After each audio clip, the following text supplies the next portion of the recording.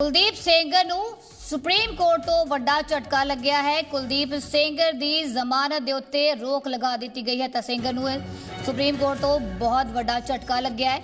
ਕੁਲਦੀਪ ਸਿੰਘ ਦੀ ਜ਼ਮਾਨਤ ਦੇ ਉੱਤੇ ਰੋਕ ਲਗਾ ਦਿੱਤੀ ਗਈ ਹੈ ਤਾਂ ਸੁਪਰੀਮ ਕੋਰਟ ਦੇ ਵੱਲੋਂ ਉਹਨਾਂ ਦੀ ਜੋ ਜ਼ਮਾਨਤ ਹੈ ਉਸ ਦੇ ਉੱਤੇ ਰੋਕ ਲਗਾ ਦਿੱਤੀ ਗਈ ਹੈ। ਸਿੰਘ ਨੂੰ ਸੁਪਰੀਮ ਕੋਰਟ ਤੋਂ ਵੱਡਾ ਝਟਕਾ ਲੱਗਿਆ ਹੈ।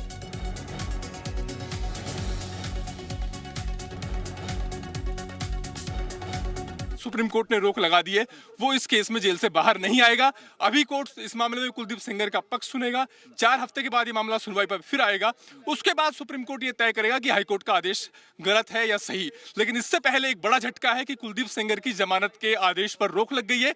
यानी अगर उसे दूसरे केस में जमानत मिल भी जाती है, जो कि कम संगीन केस है, तब भी इस रेप केस में जो जमानत मिली थी उस पर रोक लग गई है, तो वो जेल से बाहर नहीं आ पाएगा। इंपॉर्टेंट टिप्पणी इस बहस के दौरान अरविंद देखने को मिला था, जिसमें कहा कि पब्लिक सर्वेंट माना जाए या नहीं। इसी आधार पे कहते हैं कि हाई कोर्ट ने उन्हें रियायत दी थी। इस पर भी बहस हुई है कि विधायक के अगर सहयोगी को कांस्टेबल अगर उनकी सुरक्षा में अगर वो पब्लिक सर्वेंट है तो विधायक क्यों नहीं, इसे आप कैसे देखते हैं? जी बिल्कुल, दरअसल इसके लिए समझना होगा कि जो पोक्सो का सेक्शन 5 है उसमें इस बात का उल्लेख है कि अगर अपराध किसी पब्लिक सर्वेंट से, किसी पुलिसकर्मी से या किसी अस्पताल के कर्मचारी से या किसी जेल अधिकारी के द्वारा अंजाम दिया जाएगा तो वो गंभीर सेक्सुअल असोल्ट माना जाएगा और उसमें न्यूनतम सजा 20 साल की और अधिकतम सजा उम्र कैद तक की हो सकती है।